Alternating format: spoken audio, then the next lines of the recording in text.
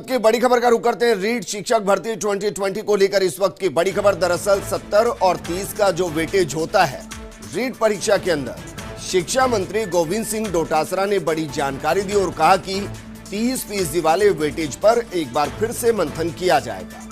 जल्द इसको लेकर अधिकारियों द्वारा रिपोर्ट सौंपी जाएगी और उसके बाद सरकार के निर्णय के बाद फैसला लिया जाएगा। तो इस वक्त की बड़ी खबर हम आपको बता रहे हैं।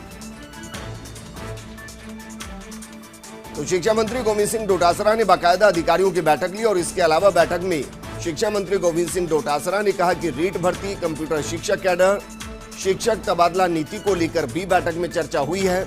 आगामी सत्र से ड्रेस चेंज करने की फाइल को भी लेकर चर्चा हुई है। आज की मीटिंग में 3-4 फैसले लिए गए हैं। कंप्यूटर शिक्षा के बारे में बैठक में फैसला लिया गया। अगले 1-2 दिन में पत्रावली मंजूरी के लिए भेजी जाएगी।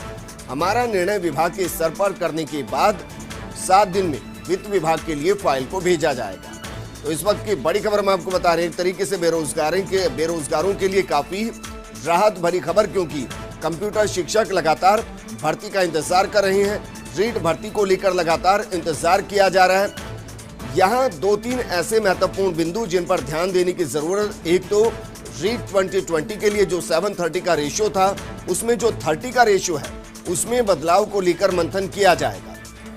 दूसरी बड़ी खबर कि कंप्यूटर शिक्षक भर्ती को लेकर बाकायदा इस पत्रावली को मंजूरी दी जाएगी और फिर वित्त विभाग को इसको भेज दिया जाएगा।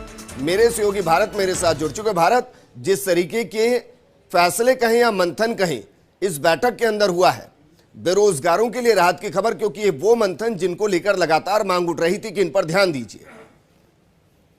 देखिए, बिल्कुल विजेंद्र, आज शिक्षा मंत्री गोविंद डोटासरा ने शिक्षा संकुल में शिक्षा के तमाम अधिकारियों के साथ बैठक की, जिसमें कई अहम फैसले यहाँ पर नजर आए। अगर बात की जाए रीट शिक्षक भर्ती की, रीट शिक्षक भर्ती 31,000 पदों पर होने वाली है और उसको लेकर कई बेरोजगारों की आशा है कि जल्द से जल्द ये भर्ती हो। उसको लेकर ही रूपरेखाएं आज मीटिंग में तैयार की गई। इसके साथ साथ जिस प्रकार से हमने पहले भी बताया कि इस बार एनसीईआरटी के सिलेबस की बात मंत्री ने कही है, उसके साथ साथ ही इस बार एक ही पेपर होने की बात है वो यहाँ पर कही है। इसके साथ साथ और भी कई अहम फैसले इस पर हुए, जिसके साथ साथ अगर तबादला नीति की यहाँ पर बात की जाए तो उस पर भी यहाँ पर गहन चर्चा हुई है। हालांकि कुछ निकलकर सामने नहीं आ रहा कि किस प्रकार की नीति को भी मान्यता यहाँ पर दी गई। इसके साथ साथ अगर बात की जाए कंप्यूटर शिक्षक केडर के साथ साथ अन्य भर्तियों की, तो उस पर भी यहाँ पर चर्चा यहाँ पर की गई है।